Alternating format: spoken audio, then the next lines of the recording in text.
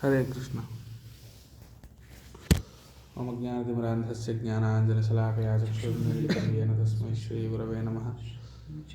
नमो विष्णुपादाय कृष्णप्रेष्ठाय भूतले श्रीमते भक्तिवेदान्तस्वामिनिति नामिने नमस्ते सारस्वते देवे गौरवाणी प्रचारिणे निर्विशेषशून्यवादी पाश्चात्यदेशतारिणे जय श्री कृष्ण चैतन्य प्रभु नित्यानंद श्री अद्वैत गदाधर श्रीवासादि गौरभक्तवृंद। हरे कृष्ण कृष्ण कृष्ण हरे हरे हरे राम राम राम हरे। तो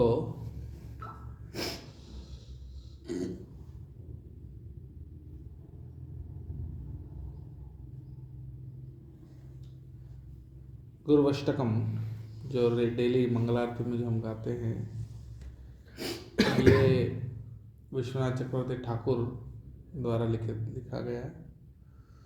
विश्वनाथ चक्रवर्ती ठाकुर कौन है? आचार्य। खैर वो तो हैं, विश्वनाथ चक्रवर्ती ठाकुर आचार्य तो हैं, लेकिन वो कौन से समय पे थे, कब थे? चैतन्य महाप्रभु। नहीं, चैतन्य महाप्रभु के टाइम पे नहीं थे। वो थे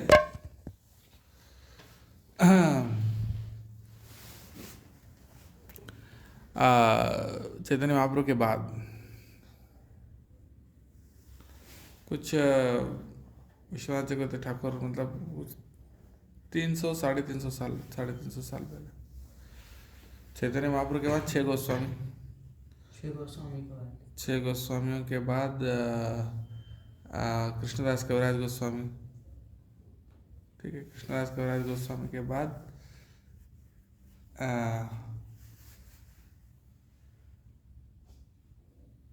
उसके बाद विश्वनाथ चक्रवर्ती ठाकुर,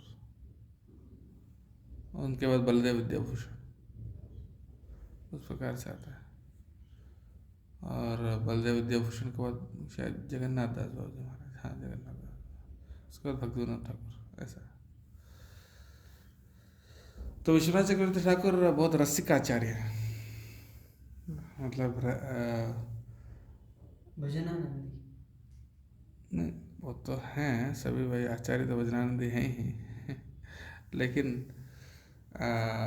वो बहुत सुंदर व्याख्या दिए थे। उन्होंने बहुत सारे ग्रंथ बुक्स लिखे हैं जिसमें बहुत रस भरा हुआ है।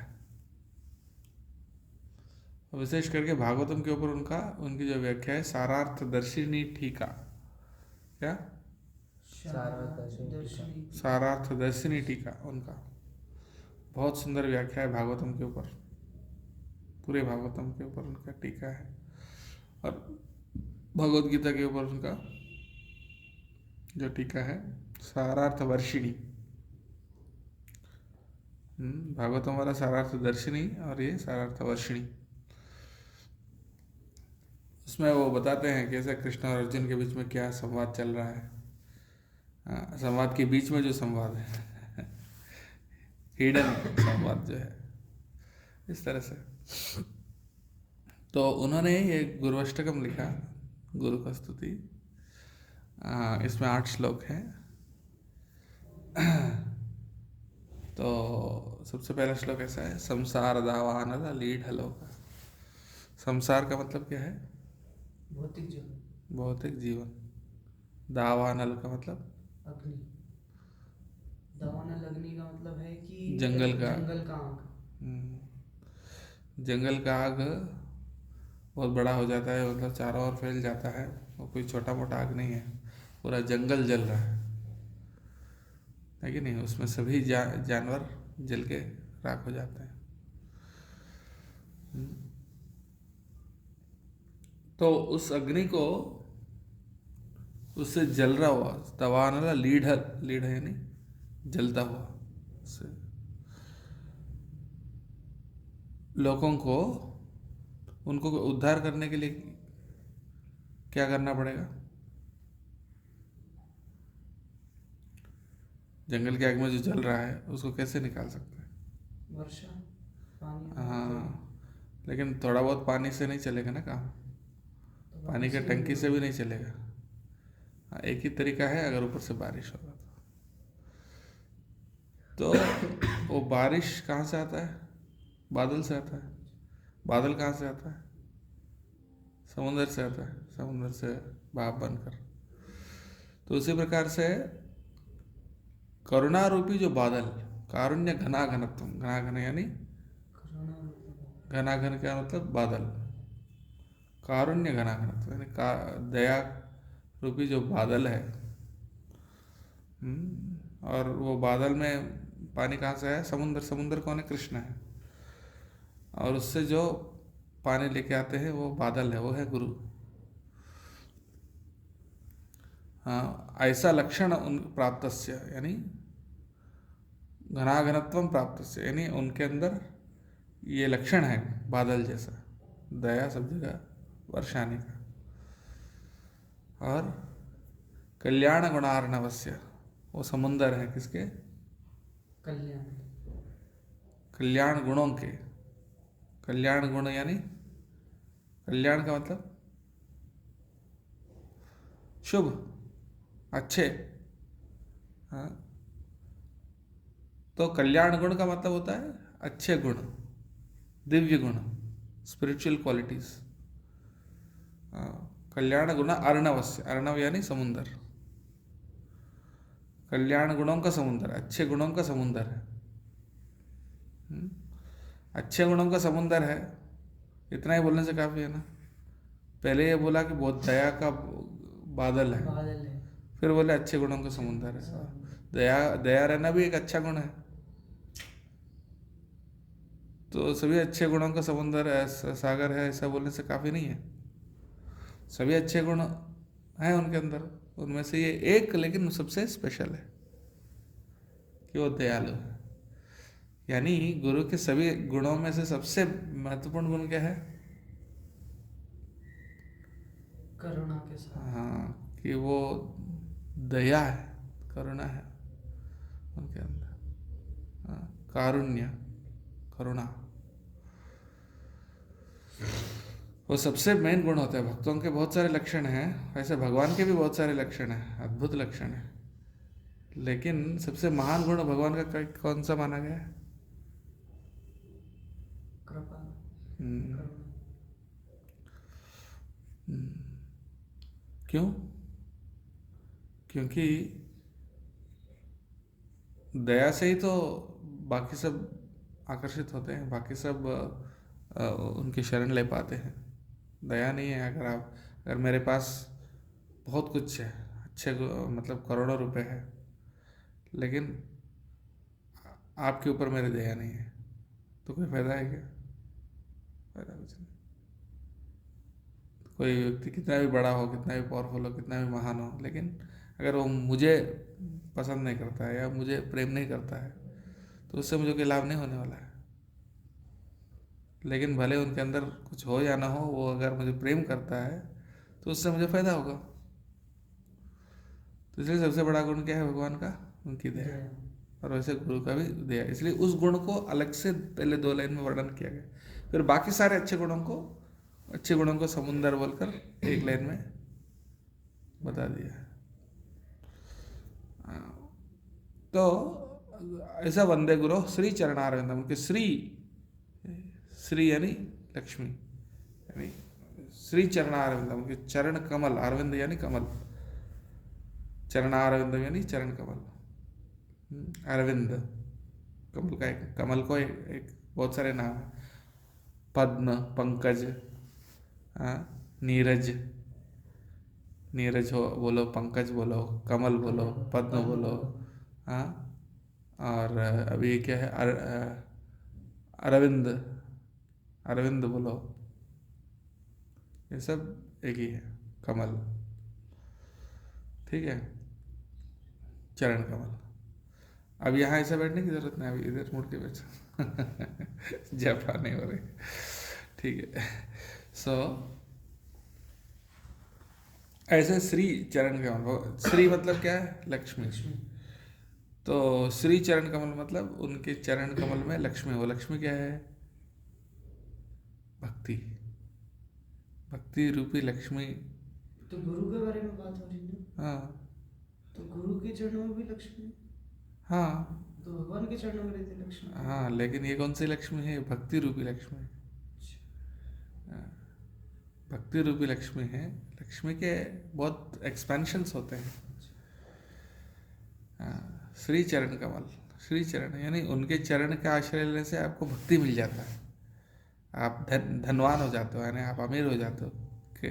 किस चीज़ का अमीर? भक्ति का अमीर हो जाते हो। इसलिए वो श्री चरण कमल, श्री चरणारविंद। ऐसे गुरु के श्री चरण कमल को मैं प्रणाम करता हूँ। ठीक है। उसके बाद महाप्रभो यानी महाप्रभो मतलब महाप्रभु का। कीर्तन नृत्य गीत यानी कीर्तन यानी कीर्तन, नृत्य डांस।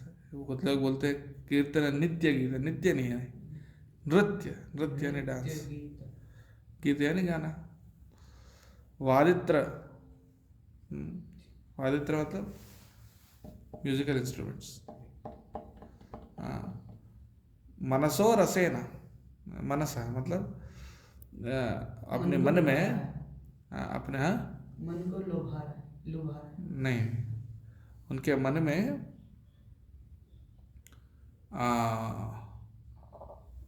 वो क्या है, इस महाप्रभु का कीर्तन, नृत्य, गीत और म्यूजिकल इंस्ट्रूमेंट सबका रस जो है, इस कीर्तन का जो रस है उनके मन में है। गुरु के मन में हमेशा महाप्रभु का कीर्तन, नृत्य, गीत और म्यूजिकल इंस्ट्रूमेंट्स इन सब का जो रस है उनके मन में रहता है। और उससे क्या होता है? रसेन, उस रस से रोमांच कंपाश्रु तरंग भाज है। रोमांच यानी शरीर के बाल सीधा हो जाते हैं। रोमांच, कंप, कंप मतलब कंपन होना, कांपना बोलते हैं ना। रोमांच कंप, अश्रु, अश्रु तरंग, अश्रु यानी आंसू, अश्रु तरंग यानी आंसुओं के लहरे। एक दो ड्रॉप नहीं, आंसुओं के लहर, अश्रु तरंग भाज, ये सब होते हैं। ऐसे श्री गुरु के श्री चरण कमल को प्रणाम करता हूँ। तो उनके मन में महाप्रभु का कीर्तन का रस है, कीर्तन, नृत्य, गीत इन सब का, और उस रस से उनके अंदर ये सारे लक्षण होते हैं। ऐसे ऐसे। उसके बाद श्री विग्रह आराधना, नित्य नाना, श्री विग्रह आराधना, श्री विग्रहों का आराधना, भगवान का अर्चा विग्रह जो है उसकी आराधना। और वो नित्य नाना, नित्य मतलब डेली का, नाना श्रृंगार, नाना प्रकार के श्रृंगार होते हैं ना भगवान के। डेटी वर्शिप में कितना आर्टिस्टिकली कितना कुछ प्रकार के श्रृंगार कर सकते हैं, है कि नहीं? नाना श्रृंगार, ऐसा नहीं कि बस कपड़े पहना दिया, माला पहना दिया, हो गया। बल्कि कितना अच्छे से उनको आप वृंदावन में देखते हैं और बहुत सारे मंदिर में भी कैसे कैसे कपड़े पहनाते हैं, कैसे वो कपड़े में भी डिज़ाइन, वो कैसे वो कॉन्सेप्ट होता है। और कैसे फूल माला भी ऐसा नहीं कि मोटा मोटा फूल माला दे दिए, बल्कि पंखुड़ी को भी मोड़ के बहुत सुंदर सुंदर पतले पतले लेकिन सुंदर माला बनाते हैं। आंखों का पेड़ डेकोरेशन भी करते हैं। तो नाना श्रृंगार, तन मंदिर मार्जना, तो उनका मंदिर मार्जन यानी साफ सफाई, इन सब में युक्तस्य यानी वो युक्त होते हैं, वो खुद करते हैं। और भक्ताम से नियुंजत है, अभी भक्तों को भी इंगेज करते हैं, नियुक्त करते हैं, खुद भी करते हैं और भक्तों को भी नियुक्त करते हैं। तस्य भक्ताम से नियुंजत हो भी, ऐसे श्री गुरु के चरण कमल, गुरु के श्री चरण कमल को प्रणाम करता हूँ। तो यही बहुत इम्पोर्टेंट है, क्योंकि विग्रह कोई ऐसा नहीं कि कोई खिलौना है। एक फेमस प्रेम मंदिर बहुत फेमस है वहाँ पर वृंदावन में, देखिए ना। लाइट लाइटों की वजह से फेमस होता है। हाँ, मंदिर बहुत सुंदर है, हाँ लेकिन अंदर जाओगे भगवान के जो विग्रह है 15 दिन तक कपड़े नहीं बदलते सुना। और ना कोई प्रॉपरली आरती या ये सब, उनकी जो मेन पर्सन वो है तो उनकी सेवा। ज़्यादा होनी चाहिए हाँ, मंदिर की सेवा। गोस्वामी के टेम्पल्स भी जब देखोगे तो छोटे छोटे मंदिर हैं, है कि नहीं। ऑफ कोर्स राधा गोविंद मंदिर बड़ा है, मदन मोहन भी थोड़ा बड़ा है, लेकिन जैसे राधा रमण मंदिर है या Gokulanand, it's not a big temple, लेकिन वर्शिप बहुत इम्पोर्टेंट। तो तो ये गुरु एंगेज होते हैं और भक्तों को भी एंगेज करते हैं। वंदे गुरु श्री चरणा। उसके बाद चतुर्विध श्री भगवत प्रसाद। चतुर्विध श्री भगवत प्रसाद, भगवत प्रसाद मतलब भगवान के प्रसाद। कितने प्रकार का है? 4 प्रकार के। चतुर यानी 4, चतुर्विध यानी 4 प्रकार के। 4 प्रकार के का मतलब क्या है? जो चबाया जाता है, जो चाटा जाता है, जो निगला जाता है मतलब जो पिया जाता है, और जो चूसा जाता है। जैसे चटनी वगैरह चाटते हैं, हाँ वैसे खाना तो खाते हैं, चबाते हैं। हाँ, और जैसे कोई फ्रूट्स है या कोई क्या बोलते हैं उसको, कुछ फल जो होते हैं उसको, जैसे आम है उसको चूसते हैं। और जो नारियल का पानी वो पीते हैं, बस। तो ऐसा ये 4 प्रकार के चतुर्विध श्री भगवत प्रसाद। स्वादु का मतलब स्वादिष्ट यानी टेस्टी। स्वादु अन्न, टेस्टी जो अन्न है। तृप्तान कृत्वा हरिभक्त संघान, यानी हरिभक्तों के समूह को, हाँ क्या करते हैं? तृप्तान कृत्वा, तृप्त करके। तृप्तान कृत्वा एव तृप्तिम भजतः, यानी एव मतलब उनको तृप्त करके ही वो खुद तृप्त होते हैं। उनको तृप्त करके वो करने में वो तृप्त होते हैं। हाँ, तृप्तान कृत्वैव तृप्तिम भजतः, यानी उनको तृप्त करके खुद तृप्त होते हैं। तृप्तिम भजतः सदैव, हमेशा। इसके 2 मीनिंग है। एक तो सबको खिला के फिर लास्ट में खाते हैं। दूसरा मीनिंग है उनको खिलाने में वो आनंद लेते हैं। ज़रूरी नहीं कि हमेशा वो लास्ट में ही खाएं, लेकिन वो ऐसा पहले उनका कंसर्न रहता है कि पहले सबको खिलाएं, मेक श्योर करें कि सबको प्रसाद मिला है, फिर वो खाते हैं। उनका मूड है। लेकिन शिष्यों का भी मूड है कि पहले गुरु को खिलाएंगे फिर वो खाएंगे, वो भी है। तो इसका एग्जैक्टली ज़रूरी नहीं कि हर बार वो लास्ट में ही खाते हैं, लेकिन वो सबको खिलाने में आनंद लेते हैं, ये मेन। उसके बाद श्री राधिका माधवयोः, यानी श्री राधिका और माधवों का, दोनों का अपार यानी अनंत, जिसका पार नहीं है, जिसको पार नहीं कर सकते, यानी अनंत, अपार। माधुर्य लीला गुण रूप नामना। माधुर्य लीला, माधुर्य यानी माधुर्य रस जो है। राधा कृष्ण के बीच में कौन सा रस है? माधुर्य रस है ना। माधुर्य लीला, माधुर्य लीला है। कॉन्जुगल रिलेशनशिप्स, यानी प्रेमिक और प्रेमिका का जो संबंध है वो माधुर्य। ऐसे लीला है और ऐसे गुण है, रूप और नाम क्या है? भगवान की लीला, गुण, रूप और नाम। इन सबको क्या करते हैं? प्रतिक्षण आस्वादन। हर प्रतिक्षण में, हर क्षण में आस्वादन करते हैं। ऐसा नहीं कि थोड़ी देर आस्वादन कर लिए फिर जाके कोई बॉलीवुड के सिनेमा आस्वादन कर लिया, ऐसा नहीं। प्रतिक्षण आस्वादन यानी हर क्षण उसका आस्वादन करते हैं। करने में लोलुपस्य, बहुत लोलुप रहते हैं। लालच रहता है उनके अंदर कि हर क्षण भगवान का लीला गुण रूप और नाम का आस्वादन करें। प्रतिक्षणास्वादन लोलुपस्य। तो प्रतिक्षण मतलब ये यहाँ देखिए क्या बताया, हर क्षण। वो तो ठीक है, पहले लीला गुण रूप और नाम बताया ना। जनरली हम क्या बोलते हैं, नाम रूप गुण और लीला बोलते हैं ना। पहले नाम फिर रूप फिर गुण फिर लीला। तो यहाँ क्या बोल रहे हैं, पहले लीला फिर गुण फिर रूप और फिर नाम। ऐसा क्यों? क्योंकि जब नीचे आदमी कोई रहता है तो पहला सीढ़ी कौन सा रहता है?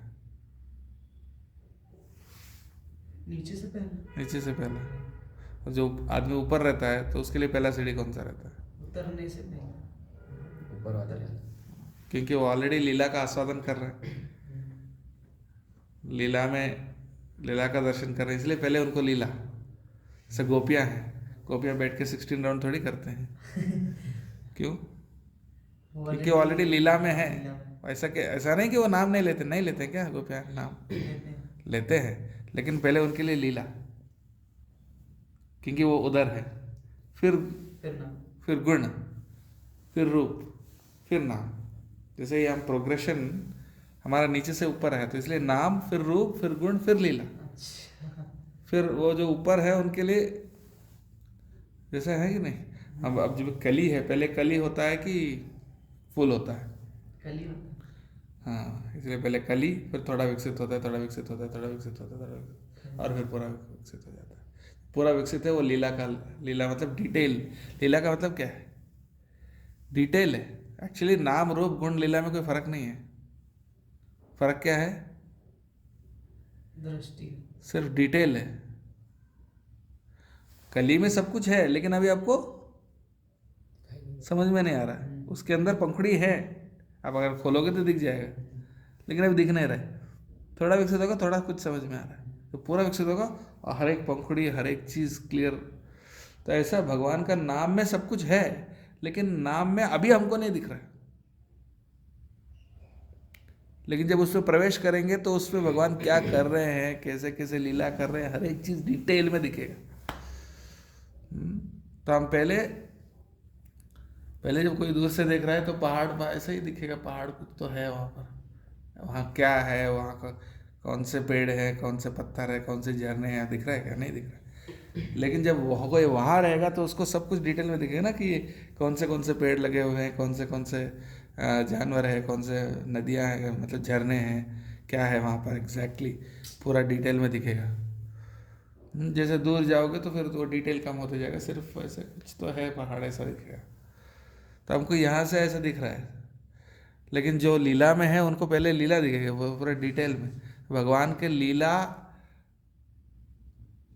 यानी भगवान का नाम दोनों एक ही है, नाम और लीला, लेकिन जो एकदम वहाँ है वो लीला के रूप में उसको दिख रहा है, डिटेल में दिख रहा है, इसलिए उसको लीला जैसे दिख रहा है। और हम दूर हैं इसलिए हमको सिर्फ नाम दिख रहा है। तो इसलिए पहले नाम से स्टार्ट करते हैं, फिर वो धीरे धीरे जैसे जैसे हम एडवांस होते हैं, वो नाम के अंदर थोड़ा और डिटेल दिखने लगता है, फिर रूप दिखता है, फिर रूप के बाद फिर गुण दिखते हैं, फिर अल्टीमेटली लीला दिखता है फाइनली। पर क्योंकि वो उधर ऑलरेडी है इसलिए उधर से ऐसा बताया, लीला गुण रूप नाम नाम। लीला गुण रूप नाम। तो प्रतिक्षण आस्वादन, सबको प्रतिक्षण आस्वादन करते हैं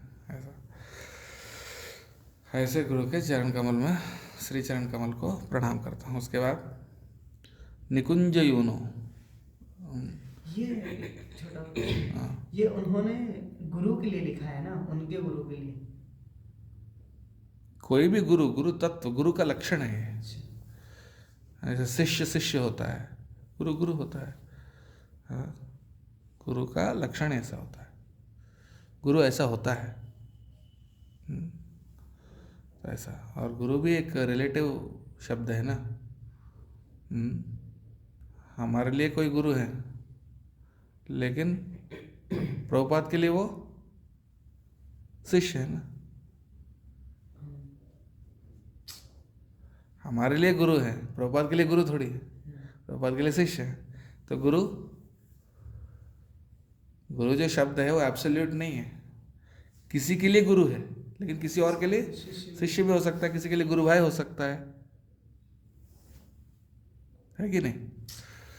तो ऐसा, तो वो एक संबंध, जैसा पति है मतलब किसी एक के लिए पति है, सबके लिए पति थोड़ी। तो वो एक संबंध है, किसी व्यक्तिगत संबंध है ऐसा। वो भी है, लेकिन वो संबंध में रहने के लिए भी उनको योग्यता होना चाहिए। ऐसा नहीं कि कोई भी गुरु बन जाएगा। तो ये सब लक्षण होते हैं गुरु के।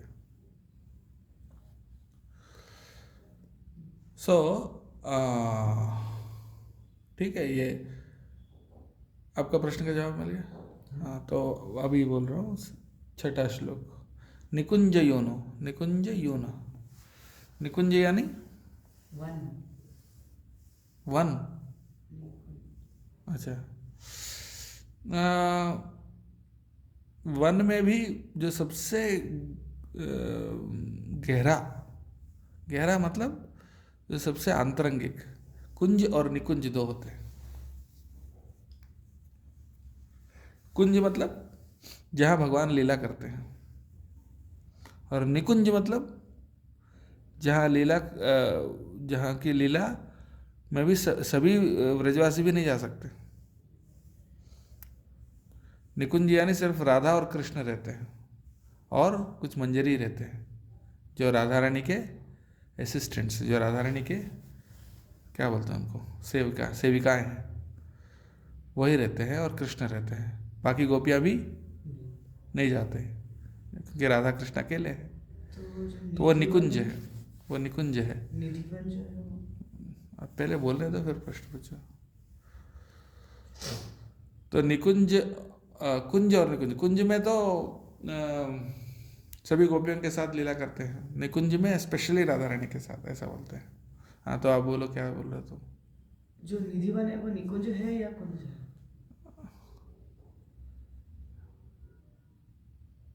दोनों है उसमें, कुंज निकुंज दोनों है। दो दो दो दो भाग है, भाग होंगे ना। रासलीला हो रहा है तो रासलीला में सभी गोपियाँ भाग ले रही है, लेकिन उसमें कुछ स्पेशल एरिया है जहाँ सिर्फ राधा रानी और कृष्ण है। जैसे घर के 2 कमरे हैं ना, जैसे कोई भी आते हैं गेस्ट तो यहाँ तो आ सकते हैं, लेकिन सीधा बेडरूम में थोड़ी ना घुस जाएंगे, ऐसा। तो 2 एस्पेक्ट है, 2 भाग है। वो उस भाग में नहीं जाते हैं, उस एरिया में नहीं जाते हैं, बाकी एरिया में जा सकते हैं गोपियाँ। तो निकुंज, निकुंज योनो, निकुंज का योनो यानी युगल, युगल यानी जोड़ी। योनो यानी युगल, युगल का मतलब जोड़ी। निकुंज में रहने वाले जोड़ी कौन सा? कौन है? राधा और कृष्ण। निकुंज योनो का मतलब ये राधा और कृष्ण। उनकी रतिकेली सिद्ध्यई, रतिकेली का मतलब रति मतलब अनुराग नहीं, मति। रति का मतलब एग्जैक्टली बोलना है तो मजा लेना, आनंद लेना। रति एक्चुअली भौतिक दृष्टि से देखा जाए तो रति का मतलब होता है सेक्स। समझ गया ना, संभोग। लेकिन स्पिरिचुअल वर्ल्ड में सेक्स नहीं होता है, लेकिन वो रति होता है। रति यानी आनंद। हाँ, और रति केली मतलब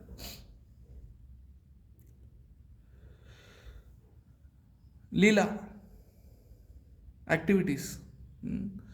राधा और कृष्ण के बीच में जो एक्टिविटीज चलते हैं, जिसमें वो दोनों आनंद लेते हैं, है कि नहीं? राधा और कृष्ण ऐसे बैठे एक दूसरे के चेहरा देखते रहते हैं क्या? सिर्फ कुछ तो करते होंगे ना। कुछ तो करते हैं। जैसे कि बहुत सारे लीलाएं करते हैं, जैसे कि दान लीला, मान लीला, ये सब होते हैं ना। राधा रानी को नाराज हो जाती है, कृष्ण आके उनको मनाते हैं, वो कर वसूल करते हैं, वो दही वगैरह ले जाते हैं, तो सांकरी खोर है वहाँ पर बरसाने में, सांकरी गली है, वहाँ एक आदमी ही जा सकता है। वो दो पहाड़ ऐसे हैं, बीच में पतला सा रास्ता है, उसमें भी हम चलना है मुश्किल है, उसमें से वो जाते हैं, कृष्ण रुक जाता है, रास्ते में खड़े हो जाते हैं, बोलते यहाँ से नहीं जा सकते, कर देना पड़ेगा। तो बोले क्यों कर देना है, हमारा है, तुम्हारा कैसे हो गया? ये मतलब कहने का मतलब ये सब रति केली मतलब हम दोनों के बीच में लविंग अफेयर्स जो होते हैं ना, डेली कुछ ना कुछ एक्टिविटीज होता है ना उन दोनों के बीच, सिद्ध्यई, उस एक्टिविटीज में उनको आनंद आता है, रति यानी आनंद लूटते हैं, एक दूसरे को आनंद देते हैं और आनंद लूटते हैं। उस रति के लिए सिद्ध्यई का मतलब सिद्धि, उसको सिद्धि किसको बोलते हैं? अच्छा से होना। सिद्धि मतलब परफेक्ट होना, क्या परफेक्शन यानी परफेक्ट होना। तो रतिकेली को परफेक्ट करने के लिए, सिद्ध्यई यानी उसको परफेक्ट करने के लिए, निकुंज रतिकेली सिद्ध्यई, उस रतिकेली को परफेक्ट बनाने के लिए, अच्छा करने के लिए, अच्छा बनाने के लिए, या आली भी यानी आली यानी गोपियाँ, या यानी जिन गोपियों का यायाली भी युक्ति ही, वो युक्ति करते हैं, युक्ति मतलब प्लान बनाते हैं, अलग अलग गोपियाँ प्लान बनाते होते, आज हम एक अच्छे से फूल से सजाया हुआ एक झूला बनाएंगे, उसमें राधा और कृष्ण को झुलाएंगे, आज हम व्यंजन ये खाना बना के खिलाएंगे, आज ऐसा करेंगे वैसा करेंगे। हाँ, वो प्लान करते हैं ना।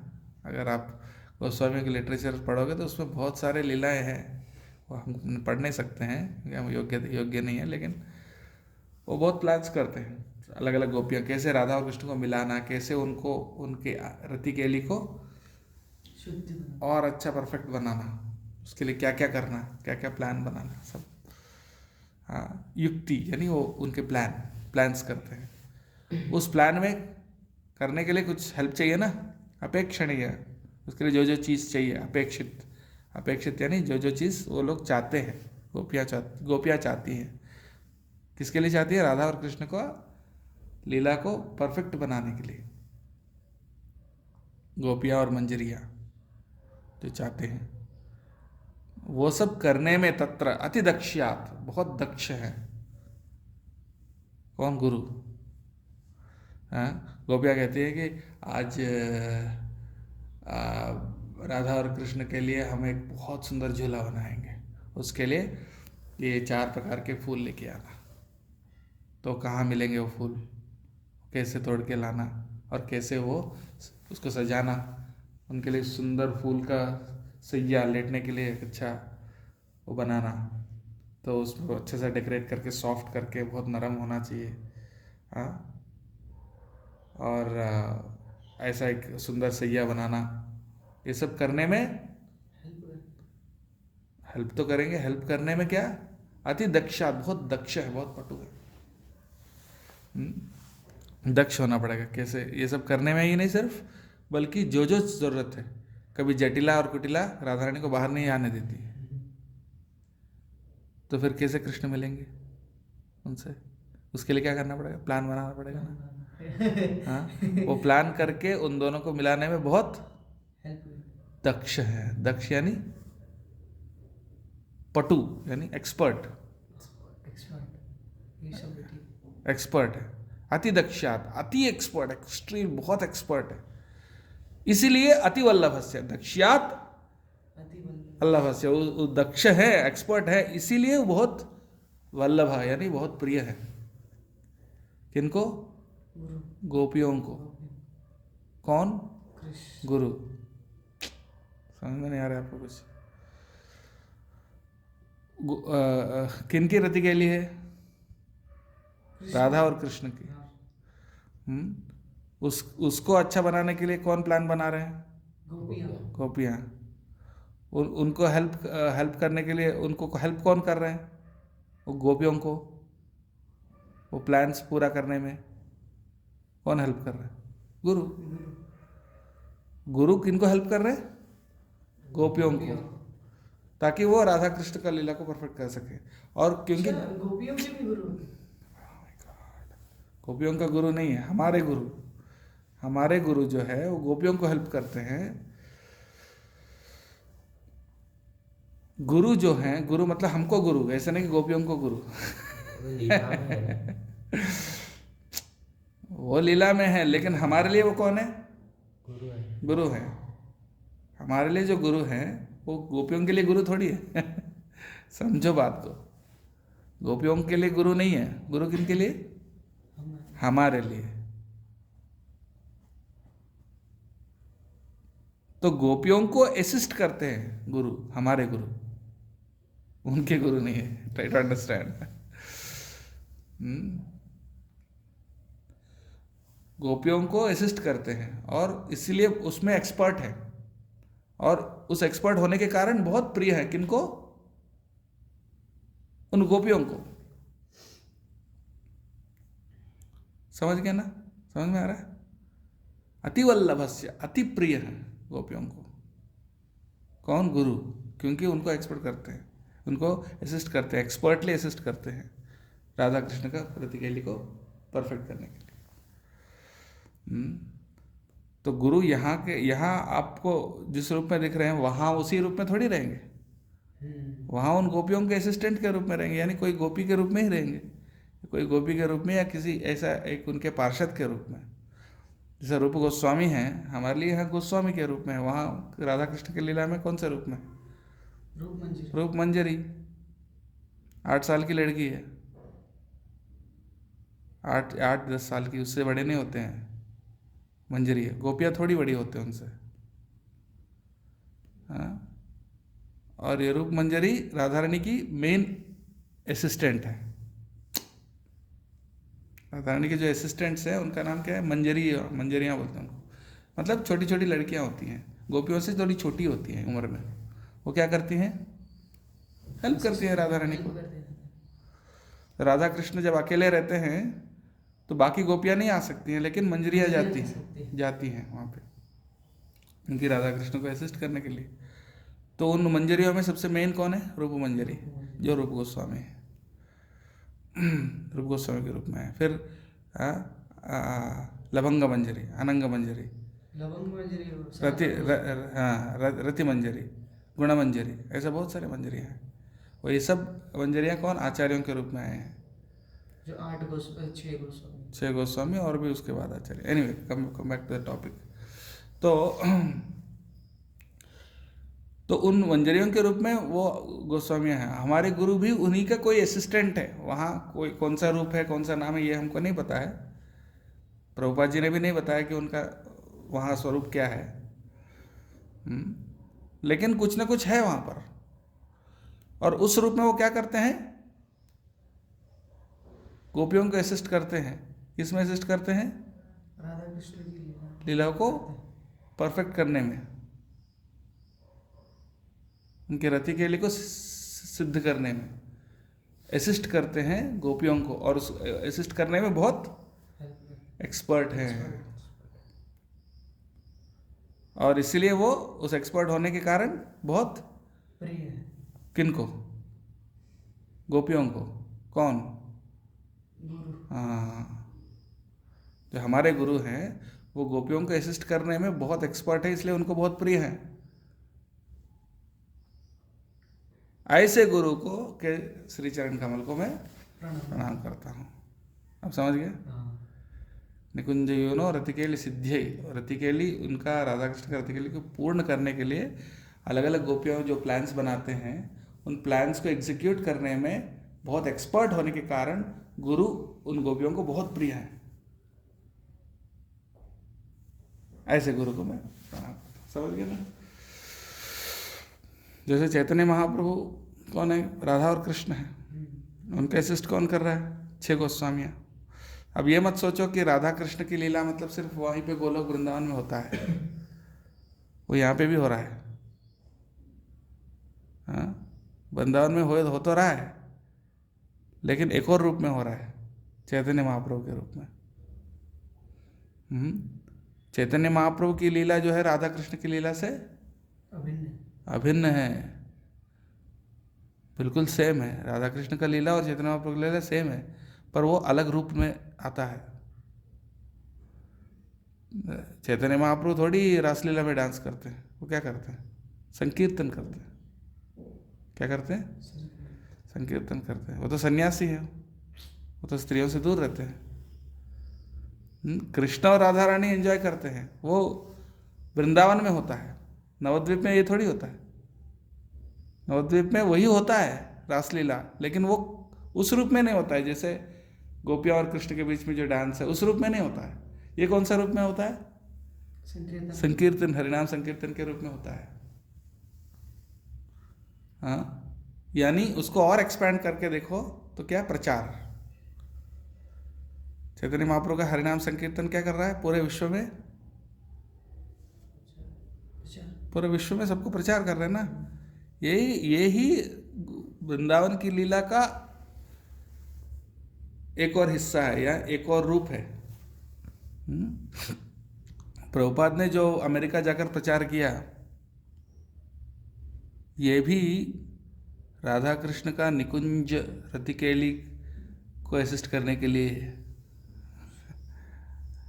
यानी चैतन्य महाप्रभु उसी से आनंद लेते हैं ना कि सब लोगों को हरिनाम संकीर्तन कराने में, और इन सबको जैसे जो बद्धजीव है उन सबको रिक्रूट करके कहाँ ले जाएंगे?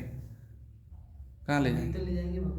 गोलोक वृंदावन में ले जाकर थोड़े राधा रानी को असिस्टेंट्स बढ़ाएंगे कि राधा रानी देखो अभी 10 करोड़ लोग और आए हैं, 10 करोड़ गोपियाँ नई गोपियाँ आई हैं, उनको आप अपनी सेवा में एंगेज करो। तो इस तरह से उनकी रतिकेली को सिद्ध कर रहे हैं ना, परफेक्ट कर रहे हैं उसमें। यानी प्रीचिंग भी, जो प्रचार कार्य जो हम कर रहे हैं वो भी वही है, यानी राधा कृष्ण का लीला ही है।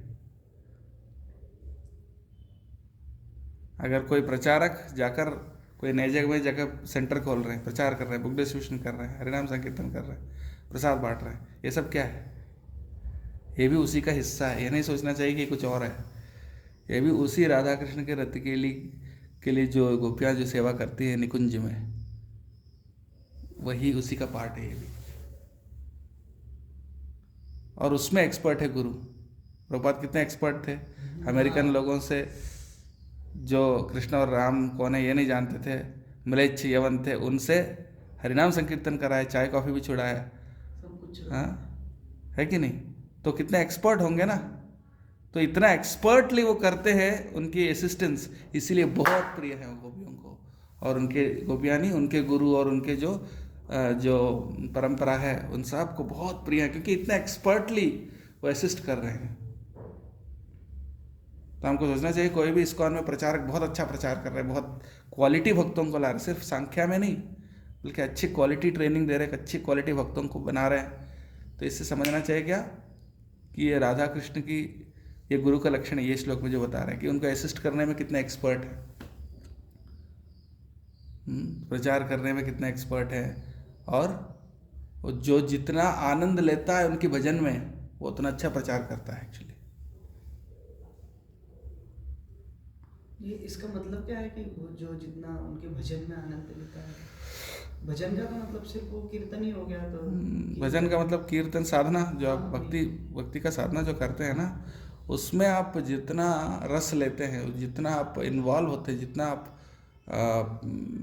शुद्ध तरीके से करते हैं हरिनाम, और उसमें उतना रस आता है। और जितना रस आप उसमें हरिनाम में लेते हो, जितना आनंद आप लेते हो, उतना ही आनंद आप दूसरों को दे सकते हो। जितना ही आप प्रचार कर पाते हो उतना आप एम्पावर्ड होते हो। अगर आपको मज़ा नहीं आ रहा है चैंटिंग में, मन पूरा दुनिया भटक रहा है, कैसे प्रचार करोगे? आपको ही नहीं आनंद आ रहा है, उसको कैसे आनंद मिलेगा? आपका चेहरा उतरा हुआ है, दूसरा आदमी आपका चेहरा देख के खुश हो सकता है क्या? नहीं। तो अगर आप खुश हो, आपको आनंद आ रहा है, तो आपका आनंद देख के लोग आकर्षित होंगे, इसको कितना आनंद आ रहा है, हमको भी आनंद आएगा, बल्कि आप वो इतना अच्छा प्रचार भी कर पाएगा, है कि नहीं? तो ये कहने का मतलब है कि दोनों तरीके से राधा कृष्ण की लीला में असिस्ट करने में एक्सपर्ट है, at the same time Chaitanya Mahaprabhu की लीला में प्रचार करने में भी एक्सपर्ट है, यानी उनके भजन में भी एक्सपर्ट है और प्रचार में भी एक्सपर्ट है। उसके कारण वो बहुत प्रिय हैं उनके गुरु और आचार्यों को और भगवान को। ऐसे गुरु के श्री चरण कमल को प्रणाम करता हूँ। और फिर सातवां, साक्षात हरित्वेन, समस्त शास्त्रैः यानी शास्त्रों में उक्त बताया गया है। सभी शास्त्रों में क्या बताया गया है कि साक्षात हरि है गुरु, जो गुरु है साक्षात हरि है, ऐसा करके सभी शास्त्रों में बताया गया है। साक्षात हरित्वेन समस्त शास्त्रैः उक्तः, सभी शास्त्रों में बताया गया। तथा भाव्यत एव सद्भिः, और सद्भिः यानी जो साधु पुरुष है, साधु महात्मा है, तथा भाव्यत एव, वो भी ऐसे ही सोचते हैं। तथा यानी उसी प्रकार से, भाव्यता यानी भाव सोचते हैं, उसी प्रकार से वो कंसिडर करते हैं। उसी प्रकार से मतलब कि वो साक्षात हरि है, साक्षात भगवान है। ऐसे ही सभी शास्त्रों में भी बताया गया है और सभी साधु पुरुष भी ऐसे ही मानते हैं, ऐसे ही फील करते हैं। किंतु मतलब बट, लेकिन मतलब अगर कोई बोलेंगे कि प्रभु जी आप बहुत अच्छे भक्त हो, प्रभु जी बहुत अच्छे भक्त हो, लेकिन लेकिन मतलब कमी है, कुछ तो है। बोले साक्षात हरि के रूप में सभी शास्त्रों में बताया गया है और सभी साधु पुरुष भी ऐसे ही मानते हैं, लेकिन एक्चुअली वो भगवान नहीं है। क्या है? लेकिन ऐसा बोलना भी थोड़ा अपमानजनक रहता है ना, लेकिन वो भगवान नहीं है, अच्छा नहीं है, ऐसा नहीं बोल रहे। क्या लेकिन किंतु प्रभोर यह प्रिय एवं, जो प्रभु को बहुत प्रिय है, भगवान को जो प्रिय है, बहुत प्रिय है। ये भी नहीं बोल रहे कि वो भगवान नहीं है, ऐसा करके कोई कम नीचा नहीं दिखा रहे, भगवान को बहुत प्रिय है। इससे ये भी समझ में आ रहा है कि वो भगवान नहीं है, भगवान को बहुत प्रिय है, यानी भगवान से कोई और अलग है। लेकिन अलग बोल के कोई नीचा नहीं है, कोई कम नहीं है, बहुत प्रिय है, यानी भगवान को इतने प्रिय है कि वो अपने आप से भी ज्यादा प्रिय है। मतलब उनका पोजीशन भगवान से नीचा नहीं दिखा रहा है, इनफैक्ट और ऊपर दिखा रहा है। समझ गया ना? बहुत प्रिय है, प्रिय एवं, बहुत प्रिय है। हाँ, इसका मतलब ये नहीं है कि वो क्या बोलते हैं उसको, भगवान नहीं है तो मतलब कुछ बद्ध जीव है, ऐसा नहीं। बहुत प्रिय है भगवान को। हाँ, भगवान उनका अपमान सहन कर लेंगे, लेकिन इनका अपमान सहन नहीं करेंगे, इतना प्रिय है। ये क्यों बताया गया है? क्योंकि अगर हम सोचेंगे कि भगवान है, भगवान के कुछ लक्षण है जो सिर्फ भगवान में है। भगवान सर्वज्ञ है, भगवान अच्युत है, ये सिर्फ भगवान हो सकते हैं। लेकिन गुरु में वो लक्षण नहीं है, क्योंकि वो लक्षण सिर्फ भगवान में होते हैं। अच्युत यानी वो कभी भी गलत नहीं कर सकते, कभी भी। पर गुरु का भी कभी कभी बाई चांस, क्योंकि वो भी जीव है, हो सकता है कुछ भौतिक दृष्टि से देखा जाए तो गलत हो। जैसे फॉर एग्जाम्पल, गुरु अगर मान लो बंगाली है, बंगाली शरीर है, तो हो सकता है उनको मराठी नहीं आता हो, गुजराती भाषा नहीं आता हो, तो गुजराती बोलने के लिए कोशिश करेंगे तो नहीं बोल पाएंगे। तो ये लेकिन भगवान ऐसा नहीं, भगवान तो हर भाषा जानते हैं है कि नहीं? तो जीव जो लिमिटेशंस होते हैं वो गुरु में भी हो सकते हैं, लेकिन उससे उनकी महिमा कम नहीं होती है, उससे उनकी महिमा कम नहीं होती, क्योंकि वो भगवान को बहुत प्रिय है, इसलिए वो भगवान जैसे ही सम्माननीय है।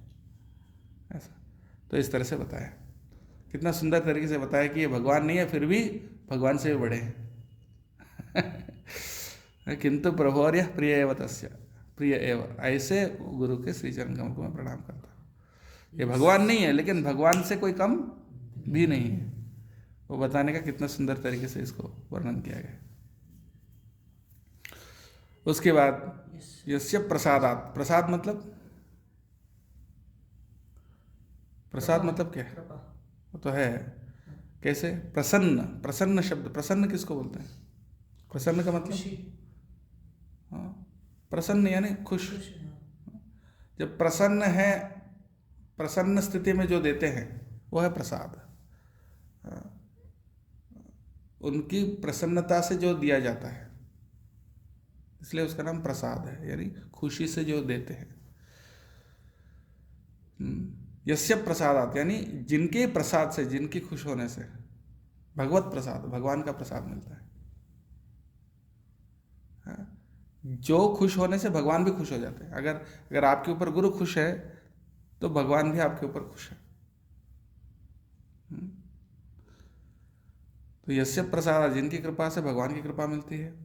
और यस्य अप्रसादात, अप्रसाद यानी प्रसाद का ऑपोजिट, अप्रसाद यानी प्रसाद ना होना, खुश ना होना। यस्य अप्रसादात न गति कुतोपि, कुतः यानी कहीं पे भी आपको कोई गति नहीं है, कहीं पे भी आपको कोई गति नहीं है। अगर गुरु खुश नहीं है तो बोला, अरे गुरु खुश नहीं है तो क्या भाड़ में जाए, मैं किसी और गुरु के पास चले जाऊंगा, किसी और के पास चले जाऊंगा।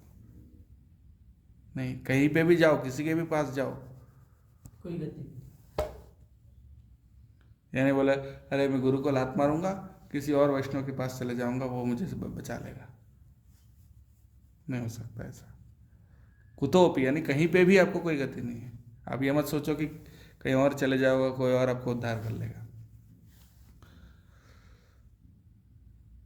तो जिनके ना खुश होने से कहीं पे भी कोई गति नहीं है, जिनके खुश होने से भगवान खुश हो जाते हैं। पर गुरु ऐसे होते हैं ना कि इतना जल्दी जनरली वो अप्रसन्न नहीं होते हैं, मतलब किसी के ऊपर नाराज नहीं होते हैं, हमेशा प्रसन्न ही होते हैं। और हमारे 1000 अपराधों को भी क्षमा करते हैं। गुरु अगर वो अपने ईगोइस्टिक है कि देखो मुझे प्रणाम नहीं किया इसलिए मैं नाराज हूँ, ऐसा नहीं होता है गुरु। ऐसे सोचेंगे तो गुरु ही नहीं है। तो गुरु कब नाराज होते हैं? गुरु कब नाराज होते हैं? जब हम बहुत बड़ी कोई अपराध किए, हमारा बहुत ही ज़्यादा खराब बर्ताव है, तो तब वो नाराज होते हैं, है कि नहीं? तो उनकी नाराज़गी को भी उनकी कृपा समझना चाहिए, उससे हमें सीखना चाहिए। गुरु नाराज है मतलब अपने आप को सुधारना है, कुछ तो हमको करना है। तो ये है। तो ऐसे ध्यायन स्तुवम स्तस्य यशस्ते संध्यम, ध्यायन त्रिसंध्यम यानी तीनों संध्या, 3 संध्या होते हैं ना, प्रातःकालीन संध्या, मध्याह्न संध्या और सायं संध्या। समझ गया? संध्या का मतलब क्या होता है? वही समझना चाहता हूँ। बीच वाला समय, रात और सुबह के बीच वाला समय क्या है? सूर्योदय, सूर्योदय का समय। वो ना रात है ना सुबह है, दिन है, मतलब दोनों के जॉइंट जो पॉइंट है, दोनों के बीच वाला जो पॉइंट है, वो संध्या बोलते हैं उसको। 3 संध्या होते हैं। एक तो प्रातः संध्या यानी सूर्य उदय हो रहा है, अभी अंधेरे से भी रोशनी आ रहा है, वो प्रातः संध्या। फिर शाम का संध्या की सूरज अस्त हो रहा है। और बीच वाला संध्या जब सूरज दोपहर 12 बजे, सुबह से दोपहर में कन्वर्ट हो रहा है, सुबह और दोपहर के बीच में वाला 12 बजे। तो ये 3 संध्या, ये तीनों संध्याओं में ध्यायन स्तुवन, उनको ध्यान करना चाहिए, गुरु का ध्यान करना चाहिए। स्तुवन यानी उनकी स्तुति करना चाहिए, उनकी यशः, उनकी महिमा का यश, उनकी यश यानी उनकी महिमा का ध्यान और स्तुति करना चाहिए तीनों संध्याओं में। ऐसे गुरु के श्री चरण कमल पे प्रणाम करता हूँ। ध्यायन स्तुवम स्तस्य हम करते हैं तीनों, इसलिए हम गायत्री मंत्र जब करते हैं तो उसमें गुरु का गायत्री होता है, गुरु पे ध्यान करते हैं तीनों समय पर। ऐसा बहुत सारे गायत्री मंत्र जप करते हैं हम लोग, उनमें से एक गुरु गायत्री है जो गुरु पे ध्यान किया जाता है उसमें। ऐसे श्री गुरु के श्री चरण कमल पे प्रणाम करता हूँ। Thank you. पूरा एक्सप्लेन कर लिया। और कोई प्रश्न है किसी को? Any questions? जय श्रील प्रभुपाद की, अनंत कोटि वैष्णव वृंद की, गौर प्रेमानंद। इसमें